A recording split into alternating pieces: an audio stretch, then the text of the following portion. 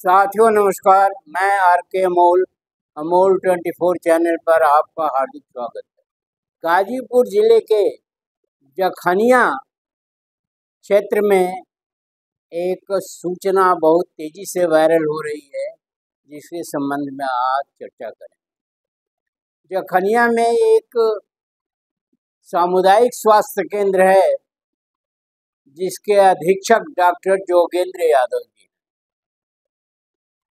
और स्थानीय एमएलए श्री बेदीराम जी दिनांक 23 अगस्त को माननीय विधायक जी सामुदायिक स्वास्थ्य केंद्र पर पहुंचते हैं लाव लश्कर के साथ और डॉक्टर जोगेंद्र यादव को फटकारने लगते हैं। बड़ी उग्र मुद्रा में, बड़े तेज तरीके से, बड़े ही हाव भाव और नाटकीय तरीके से उनका प्रदर्शन देखा जा सकता है। में वो बिल्कुल ही अलग टप्पू हैं और जोगेंद्र यादव को डॉक्टर नहीं, वो चपरासी से भी नीचे की कैटेगरी का मान सम्मान दे रहे हैं। पूरी पब्लिक के सामने उन्होंने डॉक्टर को जलील किया और तरह तरह से उनके ऊपर आरोप मढ़े।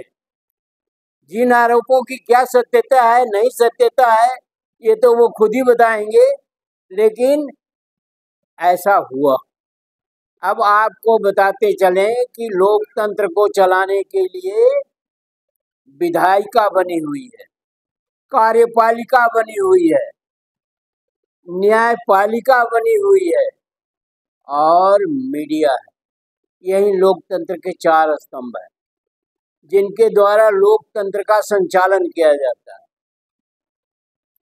अब प्रसंगत मामले में माननीय एमएलए जी विधायिका से आते हैं और डॉक्टर जोगेंद्र यादव जी कार्यपालिका से आते हैं, तो क्या विधायक या विधायिका सीधे कार्यपालिका में घुस जाएगा, जबकि उसको कोई जानकारी नहीं? तरीका तो ये नहीं है। माननीय विधायक जी अपनी विधायकी का जोर आजमाइश करने पहुंच गए डॉक्टर के ऑफिस में और अपना रुतबा झाड़ने चले गए और उनकी अपनी एक अपने इलाके में एक धाक जमाना चाहते थे, जो पूर्णतया गलत है। विधायिका का आदमी कैसे कार्यपालिका के कार्य क्षेत्र में दखल देगा और कार्यपालिका का आदमी विधायिका में कैसे दखल देगा? इसी तरह से न्यायपालिका में दखल कैसे देगा जो है विधायिका का आदमी या कार्यपालिका का आदमी? मीडिया में कैसे दखल देगा? अगर इस तरह से होने लगेगा तब तो न कोई मीडिया रह जाएगी, न कोई कार्यपालिका रह जाएगी, न कोई विधायिका रह जाएगी, न कोई न्यायपालिका रह जाएगी, न कोई मीडिया रह जाएगी और सब कुछ जो है डिक्टेटरशिप, तानाशाही के भेंट चढ़ जाएगा, जो आजकल देश में माहौल है। देश में यही माहौल है। अभी तो अंदर खाने हो रहा है, अब खुल के होगा, अब सड़कों पर लोग आएंगे। तो लोकतंत्र जो है कैसे चलाओगे आप लोग? माननीय विधायक जी भी बताएं, कार्यपालिका भी बताए, न्यायपालिका भी बताए, मीडिया भी बताए।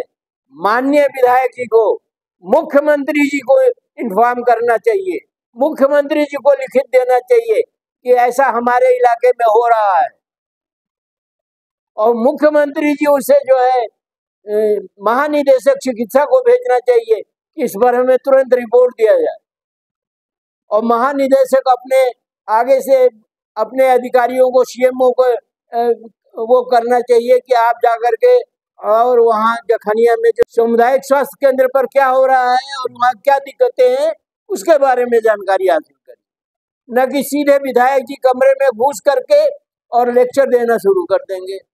तुम भ्रष्ट हो, तुम ये हो, तुम्हारे यहाँ लैट्रिन नहीं है, तुम्हारे दवाएं नहीं है, तुम्हारे यहाँ ये नहीं। तो फिर सीएमओ की क्या जरूरत है? फिर सीएमओ की जरूरत ही क्या? क्यों बैठाया हुआ आप सीएमओ? प्रशासन के लिए बैठाया ना आपने। और जिले के प्रशासनिक अधिकारी, पता नहीं उनको इल्म है कि नहीं है कि विधायक जी कैसे चले गए। विधायक का कार्यालय बनाओ ना, उसका संचालन करो, और वो लिखित मांगे, ऐसा कानून बना दो कि वो लिखित अपने इलाके के सारे लोगों से मांगे। और जिसको कुछ पता ही नहीं है, विधायक को कुछ पता ही नहीं है कि कार्य पद्धति क्या है, किस तरह से कार्रवाई हो रही है और किस तरह से काम हो रहा है, तो उसे क्या पता। वो देहातों में कहते हैं न गर्दन का पता है न पिछवाड़े का पता है, और लट भांजे जा रहे हैं। ऐसे कैसे लोकतंत्र चलेगा? इसमें तो मुख्यमंत्री जी से मैं निवेदन करूंगा वो विधायक के खिलाफ कार्रवाई करें कि कैसे वो चले गए वहां। अगर इस तरह से विधायक जी और सारे विधायक करेंगे तो उत्तर प्रदेश तो पूरी तरह से उत्तम प्रदेश हो जाएगा। धौंस जमाने के लिए जाना चाहते हैं ये विधायक और मंत्री, इनके अंदर कोई भी लोकतंत्र के लक्षण नहीं है। ऐसे लोगों का विधायक और ऐसे लोगों का मंत्री बनना जो है देश के लिए दुखदाई है, शर्मनाक है।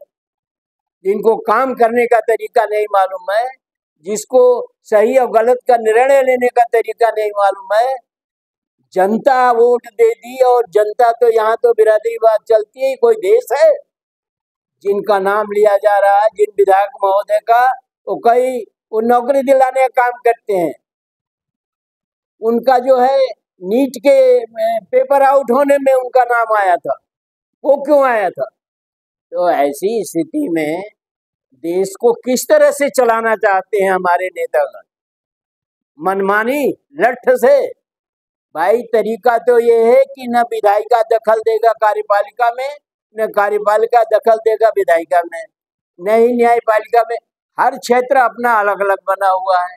आप थ्रू प्रॉपर चैनल, जिसको कहते हैं सरकारी भाषा में थ्रू प्रॉपर चैनल, मतलब आप तरीके से आइए ना, सही लोगों को अप्रोच किया जाए। अगर कोई दिक्कत है आपके क्षेत्र में तो आपको सीधे सीधे मुख्यमंत्री जी को फोन करना चाहिए, लेटर देना चाहिए, और मुख्यमंत्री जी महानिदेशक चिकित्सा से मांगे, और महानिदेशक चिकित्सा जो है सीएमओ से मांगे।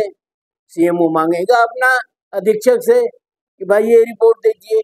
आपको जानकारी है नहीं दवाओं के बारे में, आपको कार्य पद्धति के बारे में मालूम नहीं है कि कितने फंड जाते हैं, कितनी दवाई जाती हैं हॉस्पिटलों में, और कितने साजो सामान जाते हैं। क्या उसके पहले आपने चेक किया?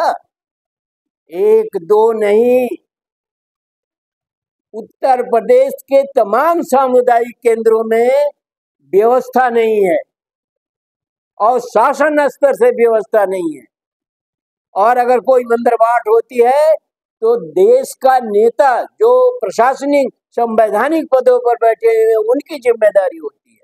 और जिला अधिकारी महोदय को क्या कहें, वो जिला अधिकारी है तो जिला अधिकारी कूद जाएंगे सारे में। कानपुर में हुआ तो था सीएमओ और डीएम के बीच में, जब डीएम को अगर कोई आपत्ति है तो वो चिकित्सा महानिदेशक को लिखेगा ना, कि सीधे जो है अधीक्षक को, चपरासी को और बाबू को और जूनियर इंजीनियर को, फला को, ठेका को एक्शन ले लेगा। अपने सिस्टम बनाया है उसी की मैं बात कर रहा हूँ। इस तरह से तो कोई भी आए, एमएलए एमपी नेता ये वो जो भी हो, वो आए और दो झापड़ मारे जोगिंदर यादव जैसे डॉक्टर को या किसी स्टाफ को या किसी को, और चल दे, गालियां भी दे। ये लोकतंत्र है कि ये गुंडा तंत्र है? ये लोकतंत्र नहीं है, गुंडा तंत्र। और भ्रमित है। ऐसा नहीं है कि लोकतंत्र में कोई तोप होगा। लोकतंत्र इसीलिए बनाया है कि कोई तोप नहीं होगा, कोई राजा नहीं है। तो क्या हो रहा है देश के अंदर, उत्तर प्रदेश के अंदर विशेषकर? कहेंगे गुंडागर्दी, कहेंगे क्या कहेंगे, जबरदस्ती कहेंगे, क्या कहेंगे, मनमानापन कहेंगे। जो मेरे मन में आएगा मैं करूंगा। अब एक बिजली का सुपरटेंडिंग इंजीनियर है, बलिया में पिटा है, क्या कहेंगे? जनता अपने हाथ में कानून ले लेगी। बिजली के बारे में आप जानते कुछ नहीं, आपको 24 घंटा बिजली चाहिए। कैसे चाहिए? उसकी कठिनाइयों के ऊपर भी तो ध्यान दीजिए। एक सामुदायिक स्वास्थ्य केंद्र में हर मर्ज की दवा नहीं मिलेगी आपको, क्योंकि वो सुपर स्पेशलिटी हॉस्पिटल नहीं है, वो किसी तरह से चल रहा है और वो भी ग्रामीण अंचल का। मैं आपको एक सच्ची घटना बता रहा हूँ जो मैंने खुद देखा है। मुझे एक लड़की का बयान लेना था, उसका एक्सीडेंट हो गया था। बात यही उन्नाव की है, और नवाबगंज एक कस्बा है उन्नाव में जहाँ सामुदायिक स्वास्थ्य केंद्र है। लड़की बेहोशी की हालत में थी, उसको सामुदायिक स्वास्थ्य केंद्र में भर्ती करा दिया गया। मैं सामुदायिक स्वास्थ्य केंद्र में पहुंचा बयान लेने के लिए। लड़की अचेत थी, अनकॉन्शियस थी, उसका बयान नहीं लिया जा सकता। इसी बीच एक औरत और दो पुरुष एक टेम्पो से डिलीवरी के लिए आए थे और उसकी डिलीवरी प्रॉपर तरीके से होना था, नाड़ा कटना था। डॉक्टर ने हाथ जोड़ लिया, कहा यहाँ किसी महिला डॉक्टर की पोस्टिंग ही नहीं हुई है, तो उसने सलाह दिया कि इसे उन्नाव ले जाओ। वो उन्नाव जो है 30 किलोमीटर और जाओ भाई। ये मेरी आंखों देखी बात है। डॉक्टर से बात करने पर कहा यहाँ तो सन्नाटा हो जाता है, कभी बिजली रहती है कभी बिजली नहीं रहती है, कोई ऑपरेशन थिएटर नहीं है, कोई महिला डॉक्टर नहीं है, कोई वार्ड में नर्सें और ये सब नहीं है, परिचारिकाएं नहीं है, बस ऐसे चल रहा है हवा में हॉस्पिटल। और इस लड़की को भी हम लोग उसके गार्जियन से कहेंगे कि रात को अपने घर ले जाए, यहाँ कौन देखेगा? कोई वारदात हो जाएगी तो कौन समझेगा? ये हॉस्पिटल की सिनेरियो है। माननीय विधायक जी, ये आज की बात नहीं बता रहे, मैं 93 की बात बता रहा हूँ। और आपको अगर शौक है सर्वे करने का तो आप अपने अपने आदमियों से अपने जिले के ही सामुदायिक केंद्रों का निरीक्षण करवा लीजिए और देखिए कहाँ क्या मिलता है।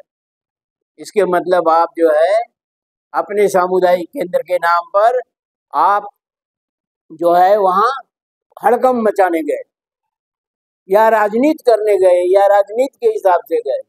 राजनीति के हिसाब से कोई जो है टेक्निकल डिपार्टमेंट, चाहे वो बिजली हो, चाहे वो चिकित्सा हो या कोई अन्य भी विभाग, सिंचाई हो, वो विधायकी के हिसाब से नहीं चलता है। उसको इंजीनियर चलाते हैं क्वालिफाइड, और वो भी अनुभवी। यहाँ तो खिलवाड़ है। बिजली हमें मिलनी चाहिए, व्यवस्था हो चाहे न हो। चिकित्सा सुविधा मिलनी चाहिए, व्यवस्था हो चाहे न हो। कौन देगा? तो मैं तो यही कहूँगा कि उत्तर प्रदेश एक बहुत ही उत्तम प्रदेश है और यहाँ खुला खेल फर्रुखाबादी। तो यहाँ तो विधायिका भी मस्त है, कार्यपालिका भी मस्त है, न्यायपालिका भी मस्त है, और मीडिया का तो पूछना ही नहीं है। मीडिया में तो अब दो गुट हो गया है, गोदी मीडिया और पता नहीं और कौन मीडिया है। तो इस प्रदेश का तो दुर्भाग्य आज से नहीं है, हम समझते हैं 6वीं शताब्दी से। आज कैसे सुधर जाएगा इस दिन में ये देश, ये प्रदेश? फिर भी मैं यही कहूँगा कि विधायिका का क्षेत्र अलग है और विधायिका के लोग कार्यपालिका के क्षेत्र में न जाएं, और जाएं अगर उनको परेशानी है तो वो थ्रू प्रॉपर चैनल जाएं। ऐसा नहीं होगा तो अराजकता फैलेगी, मनमानीपन फैलेगा, प्रदेश के अंदर जो है वो काफ़ी विसंगतियां होंगी, और एक समय आएगा जब उस अराजकता का, उस विसंगतियों का, उस स्थिति का कोई मुकाबला नहीं कर पाएगा। आज प्रदेश का इतिहास भी खंगाल लीजिए और वर्तमान भी खंगाल लीजिए, आग लगी हुई है, कहीं कुछ नहीं हो रहा है। विद्यालय जर्जर हैं, गिर रहे हैं, पैसे के चक्कर में शराब की दुकानें खुल रही हैं। वीडियो को ध्यान से पढ़िए, समझिए, समझाइए, कमेंट बॉक्स में हमें भी बताइए कि क्या सही है और क्या गलत है। और हर जगह राजनीति न करें। राजनीति छिछोरापन का पर्याय बन गया है। धन्यवाद। जय भारत, जय संविधान।